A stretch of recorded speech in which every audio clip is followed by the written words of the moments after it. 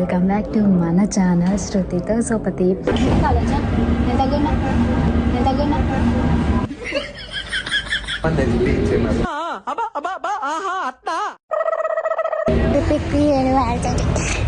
ఇవే తగ్గించుకుంటే మంచి. అసలు ఫీలింగ్ వేరే అనిపిస్తుంది.